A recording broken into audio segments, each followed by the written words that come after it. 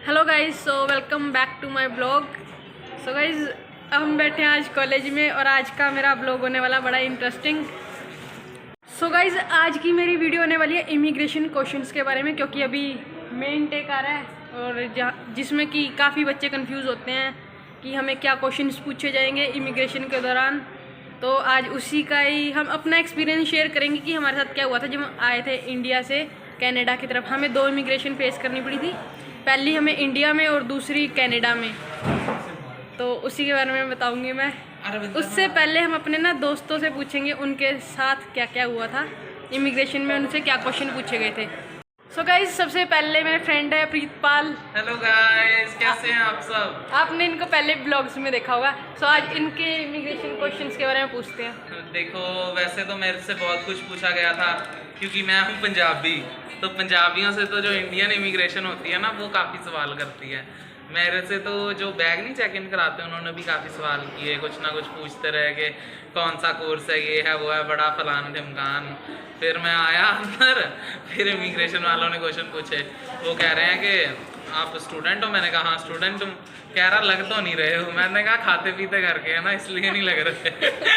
फिर वो कहता लोग नहीं खाते पीते करके होते। मैं क्या, हम पंजाबी होते हैं। अच्छा। फिर क्या हुआ, फिर उसके बाद वो क्लियर हो गया। फिर उसके बाद जो हमारा फ़ोन वगैरह चेकिंग होती है, तो वहाँ पे जब मैं आया तो वो जो पुलिस वाला होता है वो मेरे से कह रहा है हाँ सरदार जी कहाँ जा रहे हो? तो मैंने कहा मेरा कुलिनरी मैनेजमेंट कोर्स है, कनाडा जा रहे हैं पढ़ने। कह रहा है पंजाबी बहुत मैनेजमेंट करने जाते हैं कनाडा।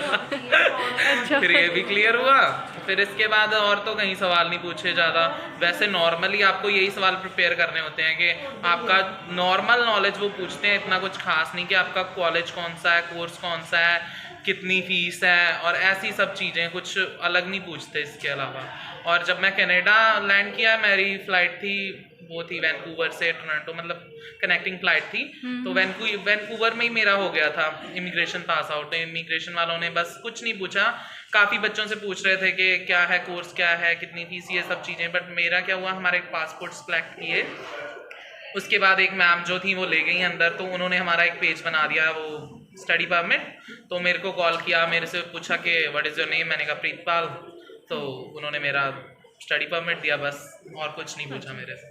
सो इनका तो ये सब कुछ था। अभी हम दूसरे की तरफ दूसरी है मेरी भी फ्रेंड है वो जशन आओ ब्लॉग में। अब हमारे 2 फ्रेंड्स हैं, जशन और ये अर्शदीप कौर। ये अब अपना एक्सपीरियंस बताएंगे कि इन्हें क्या फेस करना पड़ता है इमिग्रेशन में। वैसे मैं बहुत डरी हुई थी, मतलब नहीं, चल यही तो मजा आता है ब्लॉग में। बोल मेरा ब्लॉग बोलो।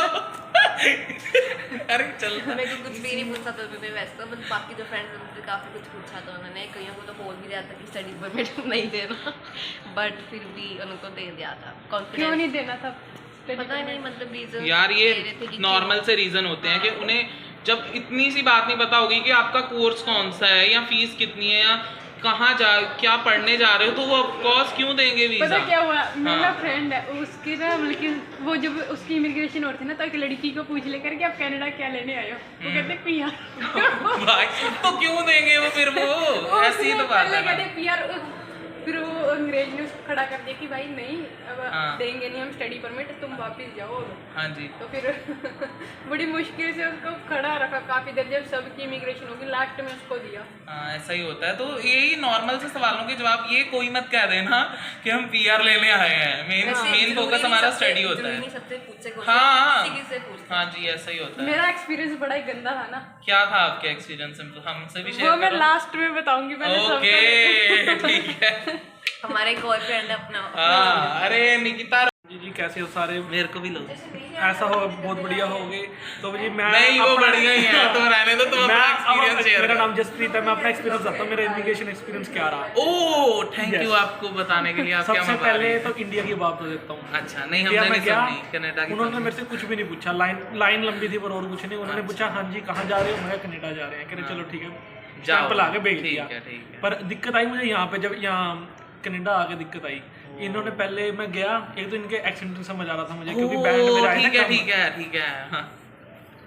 ओ यार सीरियस अरे चलने दे मजा आ रहा है। उन्होंने मेरे से क्वेश्चन पूछे, मुझे समझ नहीं आया तो मैंने दोबारा पूछ लिया, उन्होंने दोबारा पूछा फिर क्वेश्चन, तो उनको पता नहीं क्या शक हुआ, उन्होंने मुझे पीछे बुला लिया साइड वाले में, मतलब साइड वाली मतलब जगह थी वहाँ से पीछे कमरे आप में। इंटेलिजेंट नहीं हो ना इसलिए। फिर वहाँ 2 जाने थे, उन्होंने मेरे से इमिग्रेशन के क्वेश्चन उन्होंने फिर सारे पूछा टोटली अपना कहाँ से हो मतलब और क्या करने जा रहे हो पूरा प्रॉपरली। तो उसके बाद उन्होंने मेरे से एनरोलमेंट लेटर वगैरह मंगाया, पूछा सारा कुछ, अपने डॉक्यूमेंट्स दिए, तो बस मैंने दे दिए। मेरे पे एनरोलमेंट लेटर नहीं था, वो ज़रूरी होता है जी, वो लेके आना सारे, उससे बड़ी दिक्कत आती है अगर वो ना हो तो। फिर उन्होंने मेरे पे एनरोलमेंट लेटर नहीं था तो उन्होंने मेरे फ़ोन में पोर्टल खुलवाया मेरे से मतलब उसका आपके कॉलेज का जो सा पोर्टल होता है ना, पर मेरे से वो भी नहीं खुला था क्योंकि वहाँ वाईफाई नहीं था। एयरपोर्ट का था वाईफाई, पर मुझे कनेक्ट करना नहीं भाई आ रहा जब था। किस्मत हो ये चुड्डू तो की करेगा गवर्नमेंट उन्होंने मुझे का। साइड में पता है मैं आपको बताता हूँ, जो एनरोलमेंट लेटर होता है ना वो कोई कठिन नहीं है मंगवाना।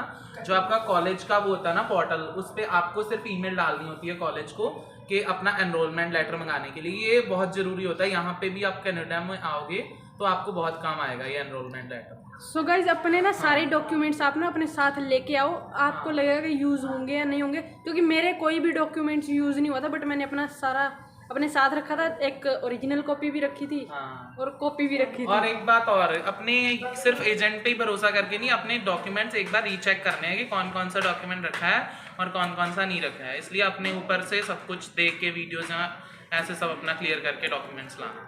हाँ जी मैं बोलूँगा ये अब आ गई है मेरी बहन अर्शदीप कौर, अब ये आपको बताएगी अपना एक्सपीरियंस क्या रहा। तो बताइए बहन जी।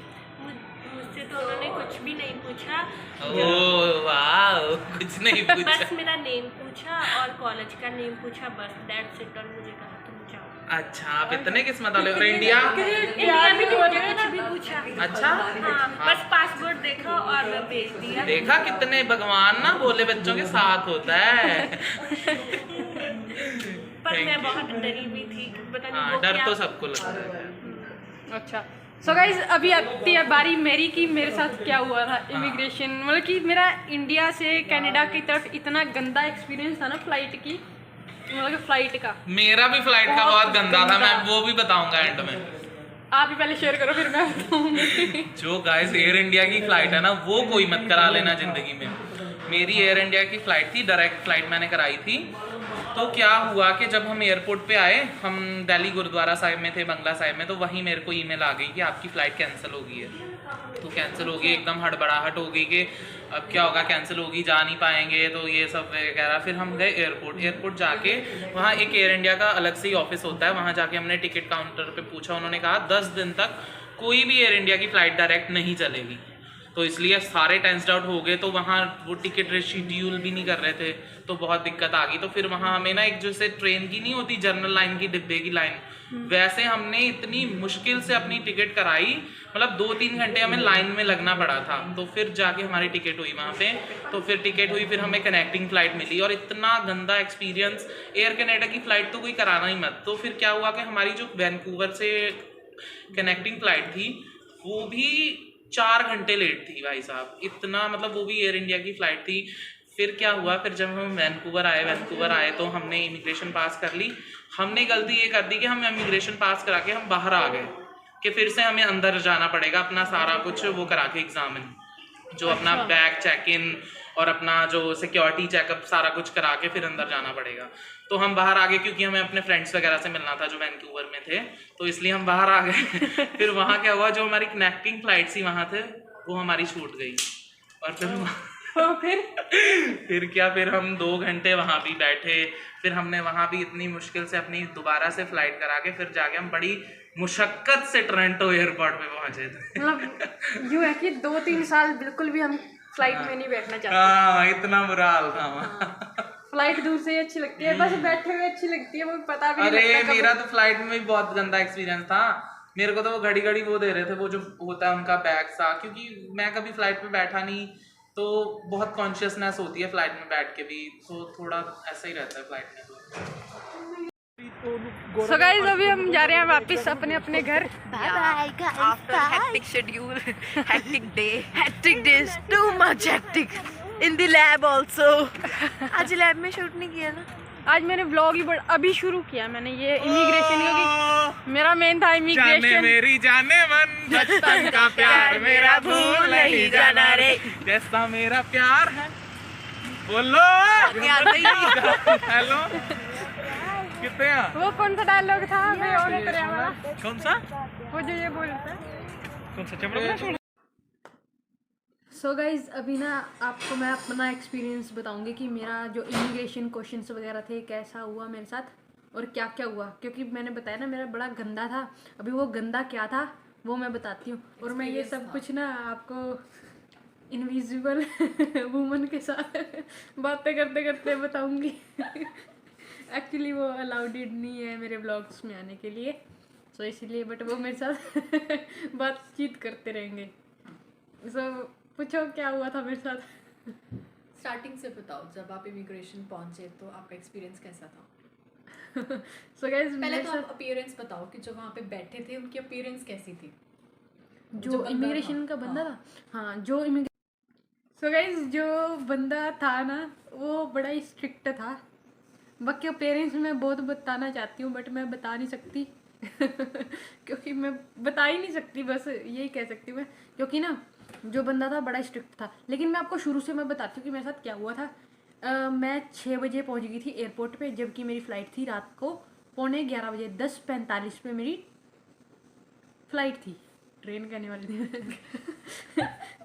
तो इतना ट्रैवल कर लिया ना यहाँ पे आके। हाँ बहुत ट्रैवल किया यहाँ पे ना। तो मेरी फ़्लाइट थी 10:45 पे और मैं 6 बजे पूरे राइट टाइम ना अपने एयरपोर्ट पे पहुँच गई थी, क्योंकि ना नई थी, पहली बार जा रही थी सभी की तरह, पहली बार जा रही थी मैं एयरपोर्ट, कुछ पता नहीं था।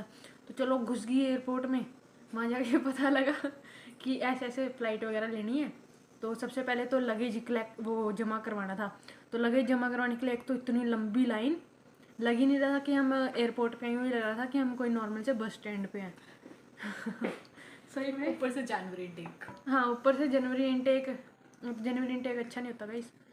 नहीं हम इमिग्रेशन पे फोकस करते हैं, ये सारे कट होंगे एडिट में।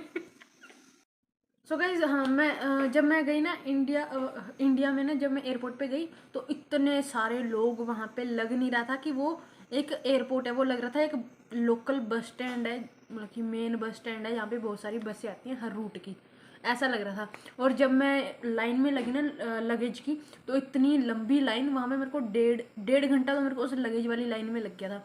उसके बाद जब मेरा लगेज वगैरह जमा करवाने की बारी आई ना, तो मेरी टिकट चेक हुई, तो मेरी टिकट में भी उन्होंने पता नहीं, उनको नंबर ही नहीं शो हो रहा था मेरी टिकट का।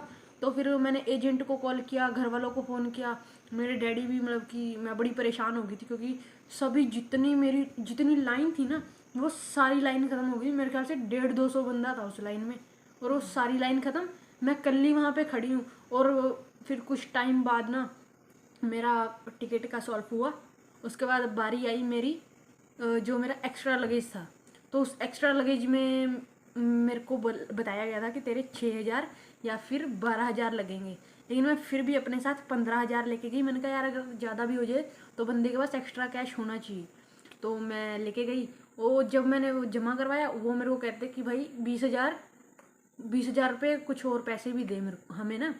तो मैंने कहा यार 15,000 हैं। और जाने से पहले मैं अपनी सिम थी ना वो मैं घर पे देखी थी, क्योंकि मेरे सिम में ना बहुत सारे कॉन्टैक्ट वगैरह थे इंपॉर्टेंट, तो मैं घर पे सिम देखी थी।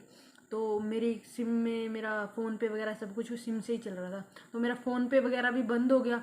सो जब मैं गई तो उन्होंने कहा कि आप पेमेंट ना, मतलब कि कोई बड़ा ही फॉर्मेट सा उनका फॉलो करना पड़ता है, उस फॉर्मेट को फॉलो करके पता नहीं क्या क्या कोड वगैरह डालने पड़ते हैं, उसके बाद जाके वो पेमेंट होती है। तो उन्होंने कहा कि आप जो पेमेंट है ना आप अलग अलग जमा नहीं कर सकते, आप वो पेमेंट सारी इकट्ठी जमा करो, या तो आप कैश दे दो या फिर आप वो ऑनलाइन जमा कर दो। तो फिर मैंने घर पे फ़ोन किया, तो अभी मेरे घर वाले गए नहीं थे, मतलब मेरे साथ जीजू वगैरह आए थे, वो गए नहीं थे मेरे डैडी, और तो वो वहीं पे ही थे।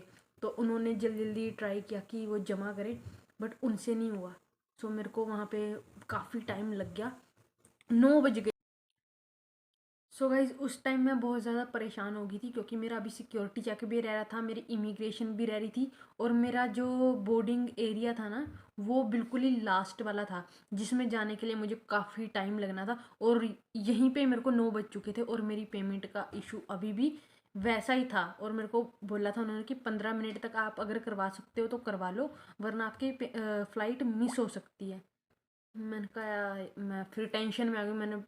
मैं कॉल पे कॉल करी कि घर पे कि भाई करवाओ मेरा।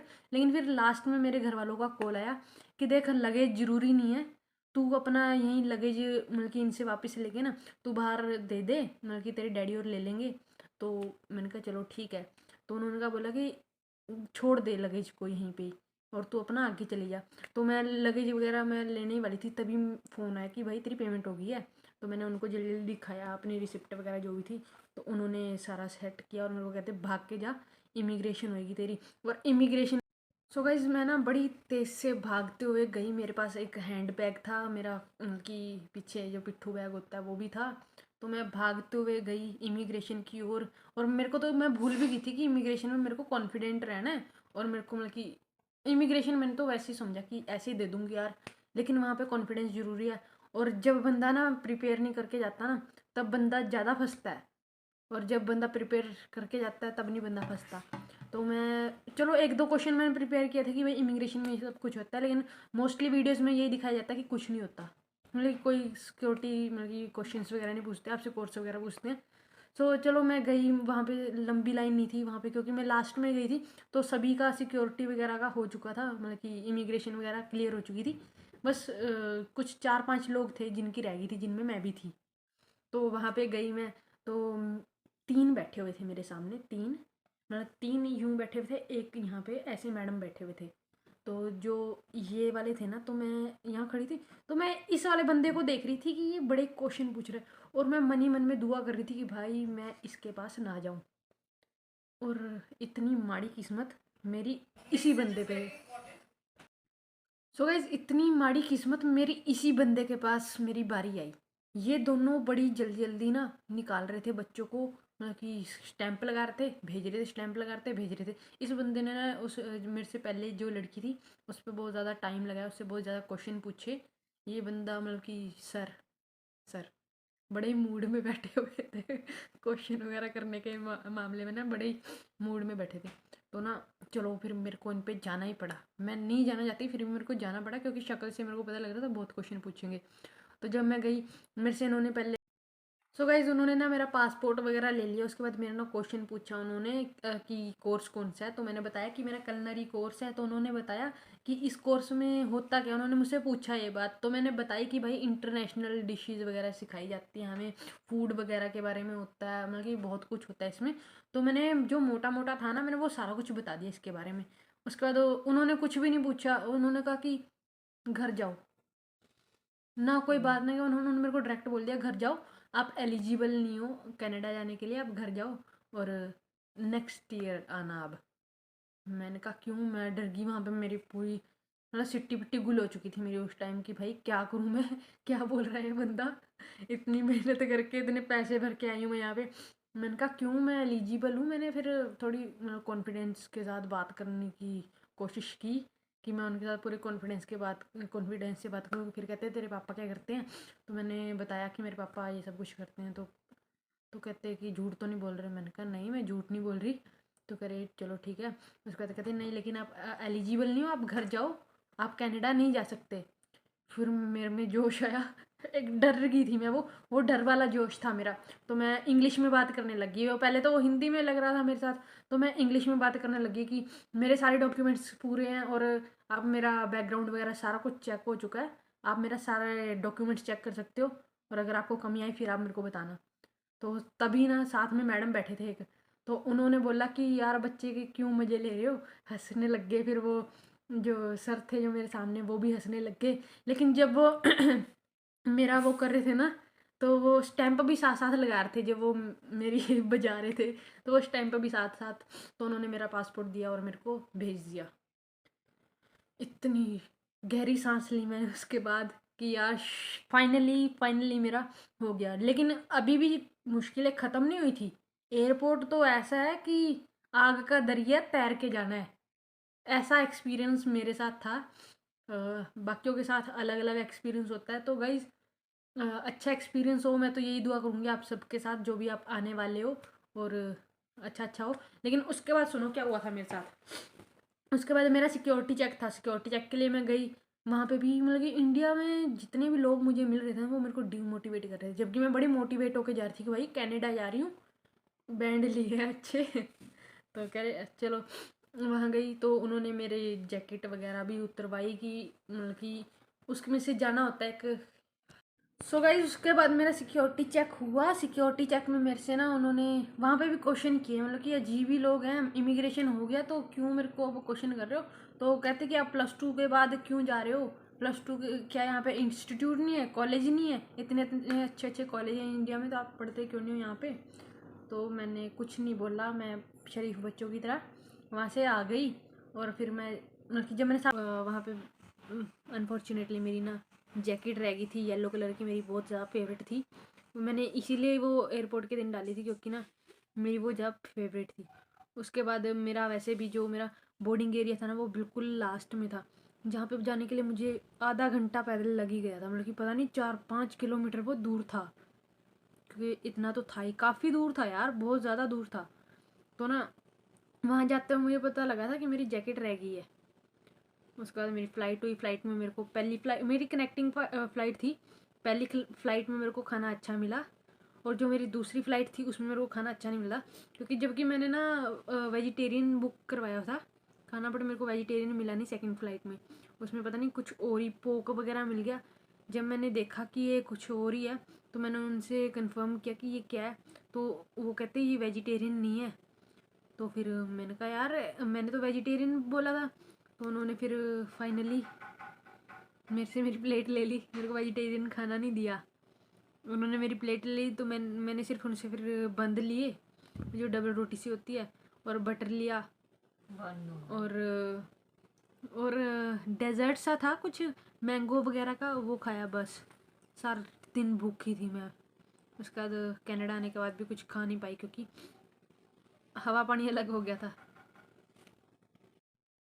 सो गाइज इस सारी वीडियो का जो कंक्लूजन निकल कर आता है, निष्कर्ष निकल कर आता है, ये है कि जब आप इमिग्रेशन के लिए या फिर आप जब एयरपोर्ट जाते हो इंडिया से कनाडा, या फिर इंडिया से आप किसी भी कंट्री में जाते हो ना, तो आपसे इमिग्रेशन पूछे जाते हैं। इमिग्रेशन के जब क्वेश्चन मतलब कि जिस भी प्रोसेस में पूछे जाते हैं, सो आपको बस एक बात ध्यान रखनी कि आपको कॉन्फिडेंस रहना है, पूरे कॉन्फिडेंट के साथ आपको जवाब देना है, क्योंकि आपको दूसरी कंट्री ने वीज़ा दिया, आपको दूसरी कंट्री ने अलाउ किया उनकी कंट्री में आने के लिए, इसलिए जो आपकी कंट्री है वो आपको नहीं रोक सकती। लेकिन लेकिन वैलिड रीज़न से रोक सकती है। इसका मतलब ये नहीं कि वो आपको रोक ही नहीं सकती। अब सिचुएशन हुआ तो मैं बहुत टेंस थी, तो मैंने अपनी सिचुएशन वैसे एक अजनबी से मतलब कि वो की डिस्कस, तो वो कहता कि आपको इनसे घबराने की ज़रूरत नहीं है, ये जस्ट वैसे ही आपकी नॉलेज चेक करते हैं। और अगर आपसे ये ज़्यादा सवाल पूछते तो आप यूँ कह दिया करो कि मेरे साथ कॉफ़ी पे चलो, हम बैठ के सारी बात करेंगे, वहीं पे हम जवाब देंगे। तो कहते कि क्योंकि आपको ये वीज़ा दूसरी कंट्री ने दिया है, इस कंट्री ने नहीं दिया, तो इसलिए इनका कोई हक नहीं आपको रोकने का। बस कुछ ऐसे होते हैं क्राइटेरिया जिसमें वो रोक सकते हैं। और गाइस जब भी आप इंडिया से किसी कंट्री की तरफ मूव करते तो अपने सारे डॉक्यूमेंट्स ज़रूर चेक करें, अपना लगेज वगैरह। वैसे इस इमिग्रेशन वीडियो में मैं ये लगेज वाला भी ऐड करना चाहती हूँ कि जब आप लगेज आप लाते हो ना, तो एक मतलब कि जो मेन बात है कि आप एक्स्ट्रा लगेज मत लाओ। सो गाइस इस इमिग्रेशन वाली वीडियो में मैं एक और बात ऐड करना चाहूँगी कि जब आप लगेज वगैरह लाते हो, अगर आपके टिकट में एक लगेज इंक्लूडेड है 23 किलो का, और एक हैंड बैग अलाउड है, ठीक है, तो आप जो सेकंड है ना 23 किलो का, जो दूसरा आप चाहते हो कि मैं साथ लेके जाऊँ, सो आप वो अवॉइड करें, क्योंकि आपका जिस हिसाब से आपके पैसे लगते हैं ना उसके उतने का मेरे ख्याल से वो वर्दी नहीं होता आपने जो सामान डाला होता है उसमें। क्योंकि मेरा तो था नहीं, मेरा 23,000 का सामान नहीं था, मतलब जितने 20,000 का सामान नहीं था, जो कि जितने मेरे 20,000 वहाँ पे लग गए। मेरी टेंची और मेरे कपड़ों को जो भी उसमें था ना वो 20,000 का सामान था नहीं। तो इसीलिए आप अवॉइड करो। आपके पास और ऑप्शंस होते हैं, आप कुरियर वगैरह के थ्रू आप अपना सामान मंगवा सकते हो, जो कि मेरे ख्याल से सस्ता पड़ता है उस चीज़ से। बस आप अवॉइड करो, आपका जितना लगेज है उतना ही लेके जाओ, क्योंकि मेरे 20,000 लगे थे, मेरे को बताया 6 और 12 गया था। और जो कि 20,000 काफ़ी था और मेरे को टाइम भी काफ़ी लगा था, ऊपर जो टेंशन हुई वो और। सो गाइज़ यही थी मेरी आज की वीडियो। आपको मेरी वीडियो कैसी लगी कमेंट्स में बताएं, और मेरे चैनल पर अगर आप नए हो तो मेरे चैनल को सब्सक्राइब करें, बेल आइकन को दबा दें, और साथ में गाइज़ ज़्यादा कुछ नहीं, थोड़ी सी खुशी होती है, प्रोत्साहन मिलता है कि हम आगे और वीडियोस बनाएं। इसलिए मेरे चैनल को देखते रहिए। नए हो तो सब्सक्राइब कीजिए, लाइक कीजिए, शेयर कीजिए, जो मर्जी कीजिए, बट ग्रो करवाइए। So thank you so much for watching. Bye, मिलते हैं नेक्स्ट व्लॉग में।